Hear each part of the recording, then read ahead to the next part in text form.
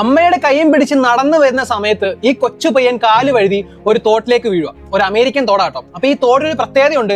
ഈ തോട്ടിൽ വെള്ളം കാണാൻ പറ്റാത്ത നിലയിലേക്ക് വേസ്റ്റുകൾ കൊണ്ട് നിറഞ്ഞിരിക്കുക. അതുകൊണ്ട് തന്നെ ഈ കൊച്ചു വീണപ്പോഴത്തേക്കിന് ഈ അമ്മയ്ക്ക് ആ കുഞ്ഞിനെ കാണാൻ പറ്റുന്നില്ല. അപ്പൊ എത്രയും പെട്ടെന്ന് 911 എമർജൻസി കോൾ വിളിച്ചിട്ട് പോലീസുകാരടുത്ത് പറഞ്ഞു, ഇങ്ങനെ കുഞ്ഞ് വെള്ളത്തിൽ വീണു, വേസ്റ്റ് ആയതുകൊണ്ട് എടുക്കാൻ പറ്റുന്നില്ല, എവിടെയാണെന്ന് അറിയത്തില്ല, രക്ഷിക്കണം എന്നൊക്കെ പറഞ്ഞപ്പോൾ പോലീസുകാർ വരിക, ഫയർഫോഴ്സ് ഒക്കെ ആയിട്ട് വന്ന് ഒരുപാട് നേരം തെരച്ചിൽ നടത്തും. ഒരുപാട് നേരം വേസ്റ്റിലൊക്കെ ഇറങ്ങി ദേഹമൊക്കെ അഴുക്കാനും കുഴപ്പമില്ല, അവരുടെ ജീവൻ പണയം വെച്ചുകൊണ്ട് ആ ജോലി എടുത്തു. പക്ഷെ എത്രയൊക്കെ ശ്രമിച്ചിട്ടും ആ കുഞ്ഞിനെ കാണാൻ പറ്റാത്ത അവസ്ഥ. കുറെ ശ്രമിച്ചെന്ന് പറഞ്ഞു കഴിഞ്ഞാൽ ആ തോട് മൊത്തം ക്ലീൻ ആയി. ഏകദേശം 3 മണിക്കൂർ കൊണ്ട് തന്നെ ആ വേസ്റ്റുകളെല്ലാം, വർഷങ്ങളോളം കിടക്കുന്ന വേസ്റ്റുകളെല്ലാം ക്ലീൻ ആയി. പക്ഷെ എന്നിട്ടും കുഞ്ഞിനെ കാണുന്നില്ല. ഈ തോട് അവിടെ അലമ്പായിട്ട് കിടക്കാൻ വേണ്ടി കുറെ നാളായി. നാട്ടുകാരൊക്കെ പല തവണ പോലീസ് സ്റ്റേഷനിൽ കാര്യങ്ങളൊക്കെ അറിയിച്ചാണെങ്കിലും അത് ക്ലീൻ ചെയ്തിട്ടില്ല. പക്ഷെ ഇത് സംഭവം എന്ന് പറഞ്ഞു കഴിഞ്ഞാൽ ഈ പുള്ളിക്കാരി കള്ളം പറഞ്ഞതാ.